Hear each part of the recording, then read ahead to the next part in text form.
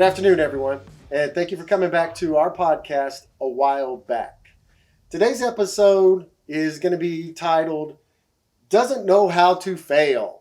And this one is going to be a really interesting one for all of us because we are now joined by a different generation in our family, a third generation, because there's, of course, Grandpa, baby boomer. There's myself, Generation X. And now we have a third generation that's going to be here today represented by our youngest son, Kyle. And Kyle is Generation Z. So today we're going to get his perspective of what he's heard over the previous episodes from both Grandpa and Grandma. And we're going to also talk to him about his future plans, those kind of things. And I can speak for just about myself and my wife for sure when we say that. Kyle is an extremely competitive young man. Kyle loves to excel. He has to be the best at anything and everything. And it's been one of those things throughout the years of raising Kyle that you realize that he absolutely positively will not give up unless he's number one. So that's why the title comes from Doesn't Know How to Fail. Now, going forward, we're going to have all the other grandkids that are still left so we can get everybody on here. But we're going to also have a unique title for every one of the grandchildren that comes on. And we're looking forward to getting everybody over here to Grandpa and Grandma's place where we can also interview them. All right, but let's get started today. So Kyle, way to smile. I'm glad you're happy. You're excited to be here. Definitely excited. Very excited. So you are the youngest son because Zachary is your older brother. And Mom and I thought Zachary did a great job on his podcast. We expect the exact same thing from you. So let's go on and let's get started. So go on and introduce yourself. Yeah, so I'm Kyle. I'm, like he said, his youngest son. I have an older sister named Zachary. Older brother. Sorry, a little bit nervous about the podcast. No, you're not. I was born in Victoria, Texas, and raised in Corpus. From there, whenever I went to college, I moved up to Dallas, and that's where I am still currently. All right, great. So what university do you go to in Dallas? Right now I'm attending Southern Methodist University. I'll be going into my junior year. Right now it's the summer, so I'm pretty much just working and preparing for this upcoming semester. Right, and SMU is still having full classes, full campus until Thanksgiving break because of the pandemic right now, is that correct? Yeah, it's a bit of an interesting situation because of the pandemic. So a lot of the bigger classes with 80 plus students, they'll be going fully online. And the smaller classes, especially with labs that require an in-person presence, those will take a hybrid form. So it'll be partly in person and partly online. And so we've already been told which form our classes will be. So we already kind of have an idea about it. And like my dad said, we'll also be transitioning fully online after Thanksgiving break. Right, absolutely. So that's good. Now, you have watched all of the episodes of the podcast so far. You heard Grandpa and Grandma's original episodes too. So did you have any questions, anything that stuck out to you that you'd like to ask Grandpa first about something that may have happened or some of the stories that you heard that you didn't realize in advance? Did you have any question for Grandpa first? I was just really interested in how that red car was able to convince Grandma was it the paint job?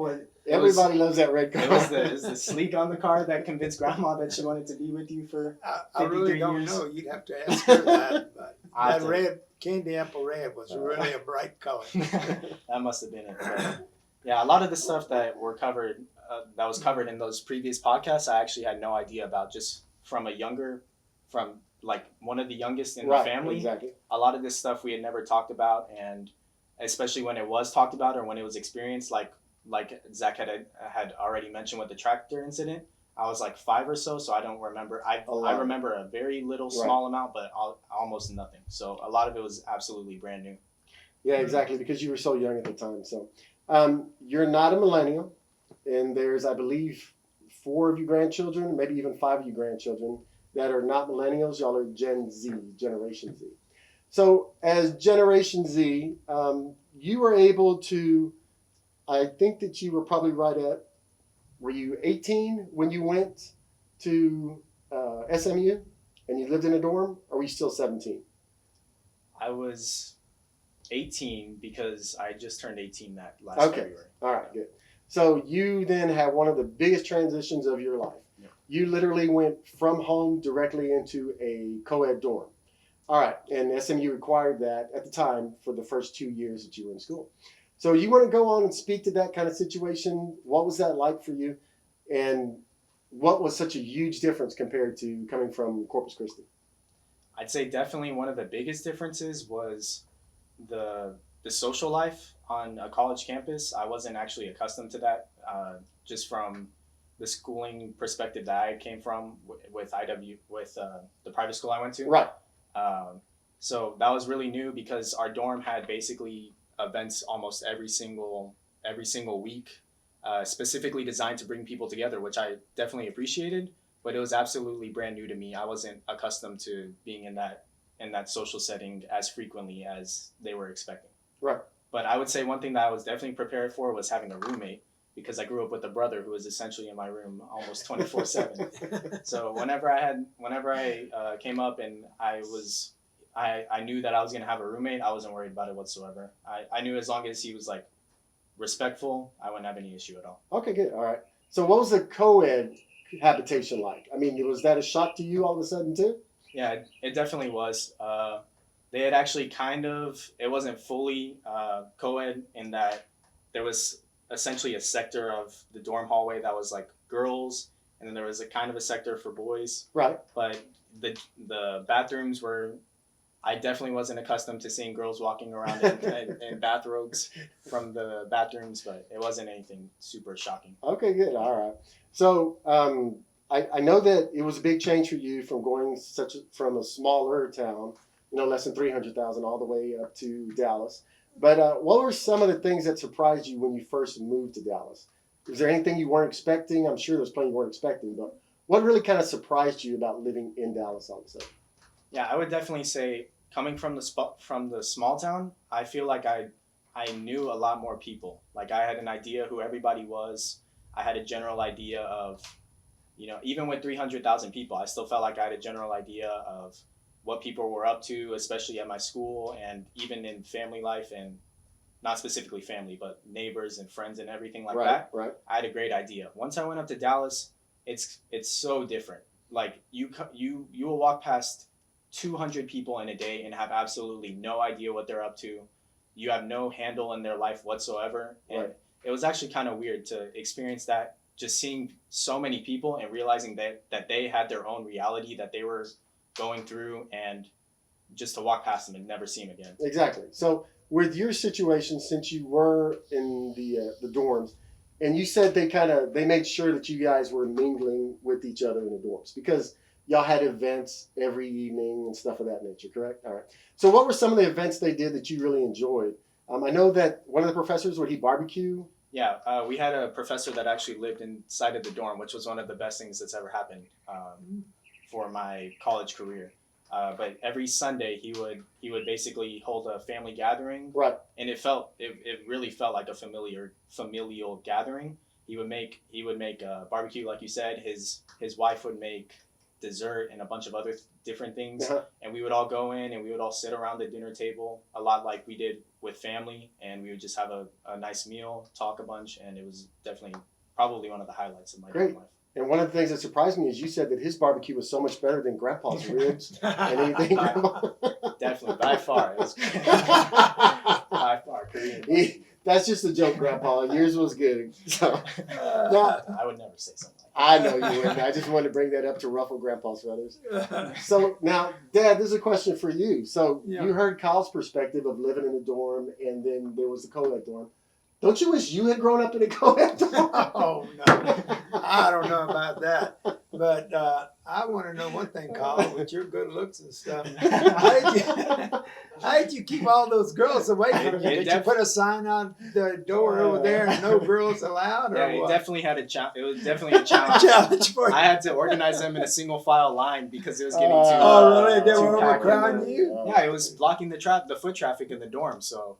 Okay, Grandpa, you're loading him up for lies, so let's not go any farther with those questions, okay? Now, I know Grandpa's trying to egg you on, and he's just trying to get you. That's fine. That's funny stuff. But for you, so as a freshman, you started working immediately when you got to on campus, correct? Yeah. All right. So what were some of the jobs that you had just starting out as a freshman? Let's just talk about as a freshman. Did you have just one job at the time? How many jobs did you have as a freshman? Yeah, so as a freshman, I kind of was still getting a handle on things. My Right. parents had told me to be careful about the course load I took, so I deliberately took a little bit lesser than a lot of my friends were taking just to see if I could get a handle on how many classes I had, the coursework and everything. So I did that, but because of the professor that I had in my dorm, I was actually able to secure a job even before I was on campus living there. Right. And so that summer before I came in, I was already receiving training I became a researcher in a lab. And I was able to receive training and begin working during that entire semester. It was one of the best things that's ever happened to me.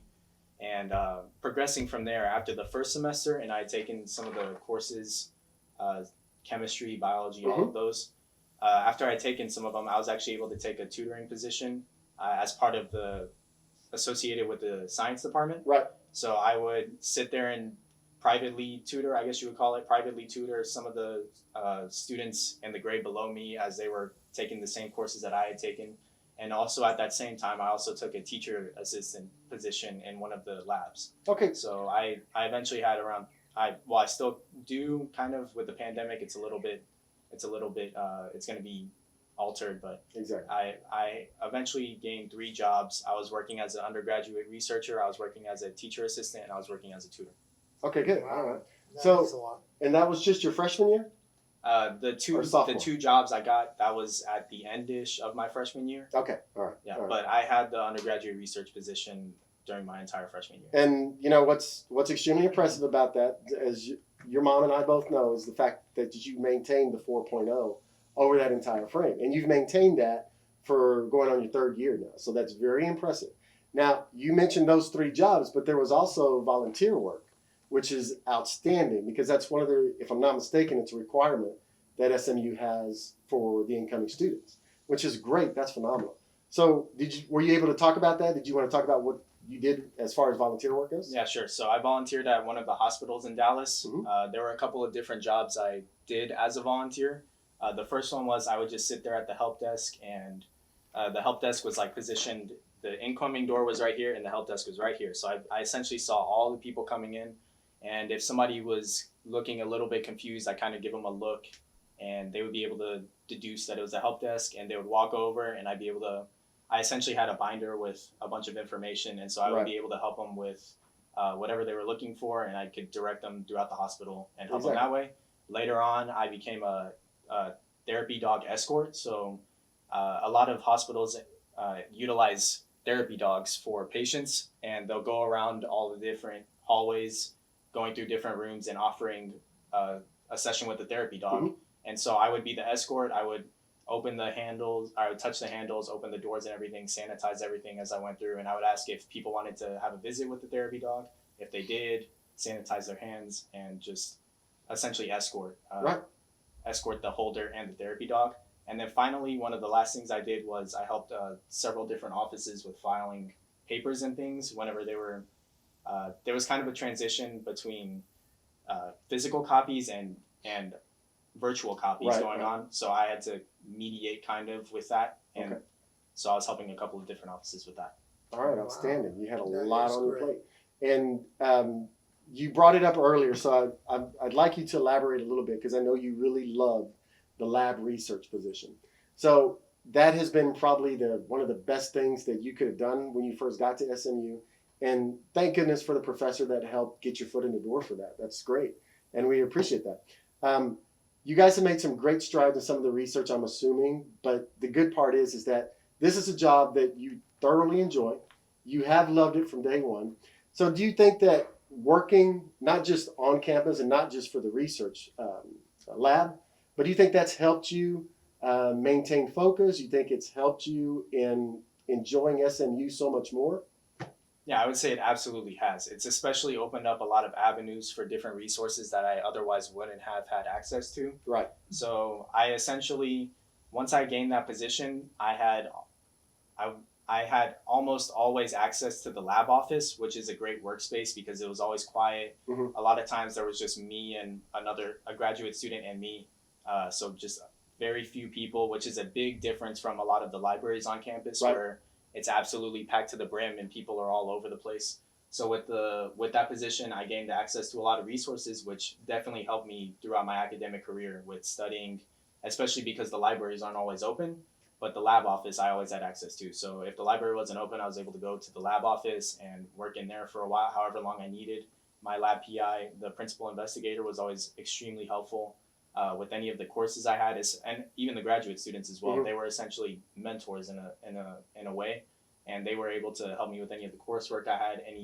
Especially one of the graduate students, his specific field of work was actually one of the courses I was in. Oh, So outstanding. so he was able Good. to offer me constant help in anything I needed, especially on homework. If I was having trouble understanding different things, I was able to consult with him and get a lot of knowledge that I otherwise wouldn't have. Outstanding. That is really good. I mean, that helped make it a lot more comfortable for you too, as far as the transition goes. Did you have any other questions for Kyle? Yeah, what field did you say you were going in, Kyle? What field are you in? So right now I'm majoring in chemistry and biology, and I'll also be okay. minoring in math. So I'm on a pre-med right. track. I plan to go into medicine and specifically surgery. I'm still kind of open. A lot of med school students will say exactly what they want to do, and they get to med school and they do Something 180 degrees. Right, something. exactly. Right. So I'm leaving it completely open, but I definitely would like to go into surgery and specialize if possible. Well, That is great. That's outstanding. So that's one of the things that I'll give both you and Zachary credit for, is y'all have always had a very narrow focus of exactly what you want it to be your career goals. And Zachary's already achieved his, and there's no doubt in the world you're going to achieve yours. But y'all have both been extremely competitive throughout the 20 years for you and the 26 today for Zachary. But that's a good thing. I think you've kind of paced each other and y'all been pushing each other along. Now, for you, because I was going to ask one of the questions about your career goals. So where do you see yourself, let's say 5 years from now, 10 years from now? Do you anticipate having your own practice? What is your absolute perfect position, perfect job, perfect career? And what are your plans to get there? Because, we heard from Zachary before, and he already knew step 1, step 2, step 3 of what he was going to be doing. Let's hear what your plans are, and where do you want to finally plateau in your career? Yeah, so in 5 or so years, I'll still be in school, unfortunately. Right. Unfortunately, Right. But farther down the line, once I'm directly out of med school, I think it would definitely be beneficial to be in a hospital setting. So I've been thinking that'll probably be one of the first areas I go into. Mm-hmm. But as time progresses, I definitely would like to develop a practice and be the sole owner of it, or partnered with another doctor, if possible. If I see myself plateauing, I would probably see myself in the end just having my own practice with the specialized medicine that Right. I'm offering, and I think that would be it. But I definitely want to have the hospital setting experience. Okay, great, outstanding. So I know that somewhere down the line, maybe you have done the same thing like Zachary. You've thought about moving out of Texas. So, and this is just hypothetical, which state, other than, of course, our great, incredible state of Texas, which other state would you consider moving to if you were to get a job there? Well, I was actually telling Zach before he was planning on moving how great of a state Arkansas is. So if I had... That sounds genuine, yeah. So I actually convinced him where he wanted to move. But no, on a more serious note, I definitely agree with Zach on some of the natural settings that he talked about, that he spoke to with New Mexico and Colorado and all those different places. I don't know if I'd want to be landlocked, because I definitely do enjoy fishing and the coast and everything. So realistically, I think I'll end up in Texas. But if I were to go somewhere else, maybe Oregon. But really, that far? Yeah. Wow. Okay. I like it. I like the cold. I like it up north. I like the coastal setting. But even that, I don't. Right. Probably pretty doubtful. Well, and I had asked the same kind of question of Zachary, but the fact of the matter is that both you and Zach have been hunting for several years, deer, hog, and then of course fishing nonstop, because y'all practically grew up on a boat. I mean, there are pictures of y'all on our family boat, and I think you were probably 2 at the time, and if I'm not mistaken, I think Zachary was about 7. So you've been on the water since you were probably 2. You've been an outstanding fisherman, and so has Zach. There was one point that even in a CCA tournament, you were ranked in the top 3 for the flounder division, and that was outstanding. But as you said that you didn't want to be landlocked. So if you were to stay in Texas, would it have to be somewhere that's along the water? What would you prefer in Texas? Where would you prefer to live in Texas? I think it definitely would have to be somewhere along the water. And I love Dallas and all, but I think I definitely need a smaller city. The traffic Right. is a whole different animal. So I think it doesn't have to be exactly on the water. Like it doesn't have to be Corpus Right. Christi, which of course is the most beautiful city in Thank Texas. you. That is correct. By Yes. far. But yeah, it doesn't have to be exactly on the coast. I'd like it to be nearby, just so I have that access to the water. Right. But, yeah, I'd say even Corpus, I would love to move back to Yeah. for sure. But not Victoria. You have no intention of Definitely not Victoria. I'll tell you that much. Come on, I'm Kyle. playing. Victoria's great. Greatest city in the Victoria's world. great. So, Dad, did you have any other question for Kyle? What I was going to ask you about, my mind drifted. I'm sorry. All right. I'll catch you later on. So for you, since you already kind of have the same thing like Zachary, you have everything planned out exactly the way you want to go and how you plan on achieving your goals. We talked about social media previously and in a couple of other ones. So what's your perspective as a Generation Zer? What's your perspective, and do you see social media as something that, you absolutely positively have to have? What are the benefits? What are the drawbacks? Can you give us some feedback on that? Yeah, it's definitely essentially an integral part of our generation's life for sure. I think it's slightly different from Zach's because I would definitely say with millennials, it's almost, and even a lot of Gen Zers, it's almost expected for you to have social media. So a lot of times whenever I tell somebody that I don't have this form of social media, they kind of like gawk at me and they're like, surprised. You don't? Yeah. But I think actually with our generation, we might even be having a bit of a pushback because I have a lot of friends who are deliberately choosing to take breaks from social media. Mm-hmm. They're realizing how, even though in a lot of times, as Zach spoke to, it can be definitely beneficial. I think a lot of people are also beginning to see the drawbacks, especially with what's been happening in our everyday lives. So I think there's a plus and there's a pro and a con, as with everything. From my own perspective, I have social media. I don't use it that frequently. Right. I essentially have it to keep connected with individuals, Mm-hmm. and I post like once every year probably, and it's just like a simple picture. I'll post like a cooler full of fish, or I'll post my aquarium or something. But there are definitely people who are out there on it every single day, and they're concerned about how many likes they're getting, and that's like their almost their entire life. So I think there's a wide range of how people perceive social media. Personally, I think that I'm probably below average on how much it matters to me for sure. But that would probably be my perspective on it. Okay, good. All right. So let me ask you something. What do you think about landlines? Grandma and I still have a landline. I think landlines are definitely essential to society, and anybody who lets go of their Grandma landline, love to hear that. Yeah, anybody who lets go of it is making a grave error. provides great security. Okay.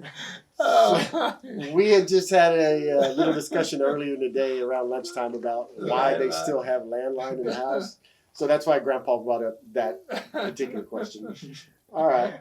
So I think that we've covered everything pretty well.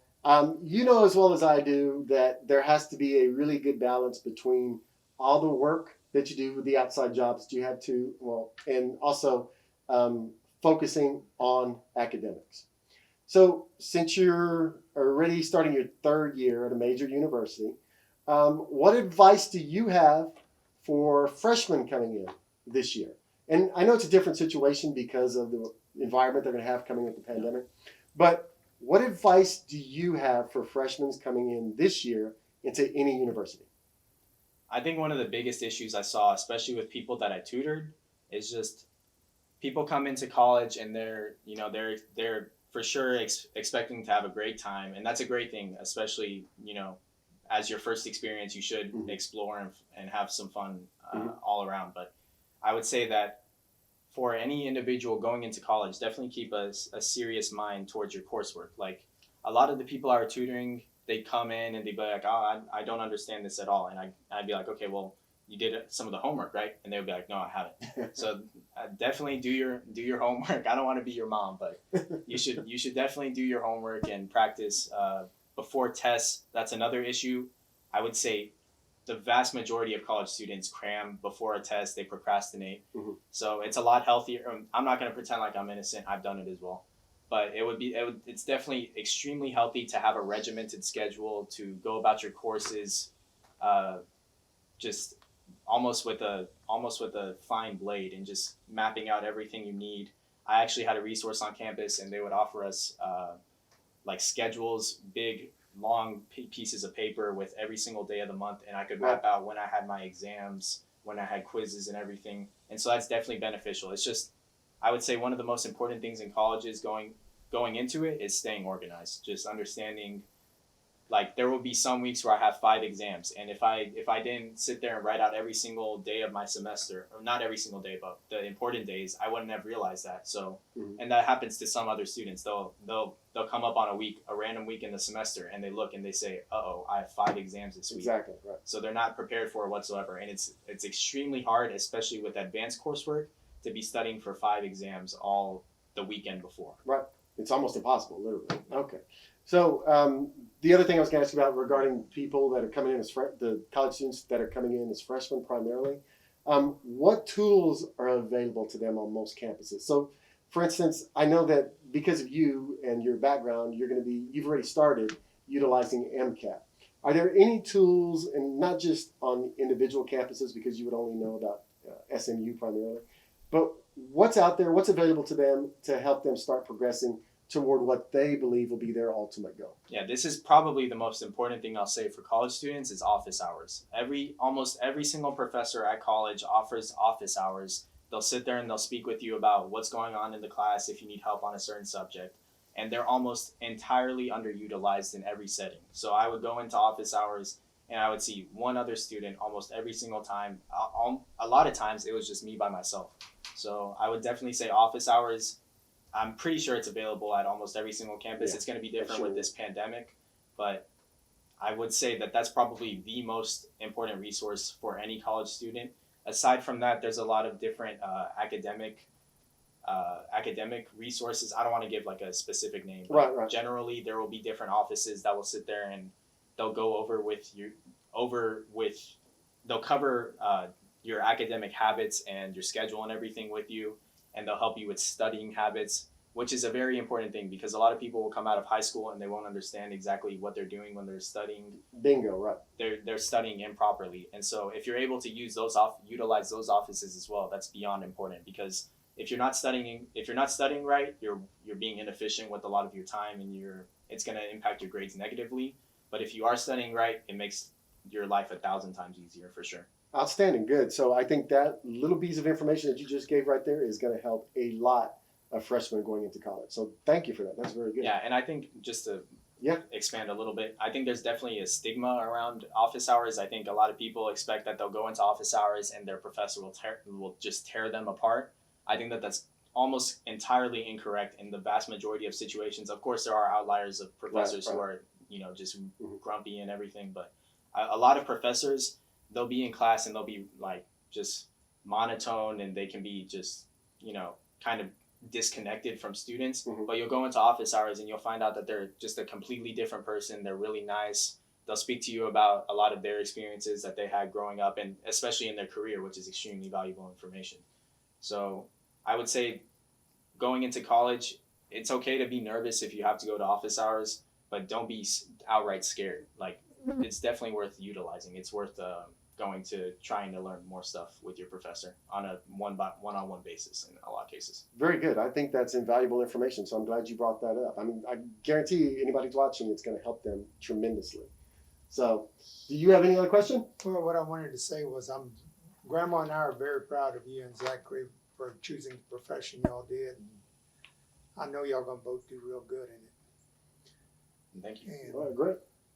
All right. So do you have any other question for Grandpa or myself? Not sarcastic? Yeah. All right. Be sure and get you a landline when you get to wherever you're going. All right. So thank you very much. You did a phenomenal job, Kyle. We greatly appreciate it. Grandpa, what would you like to say? Let me tell you something else.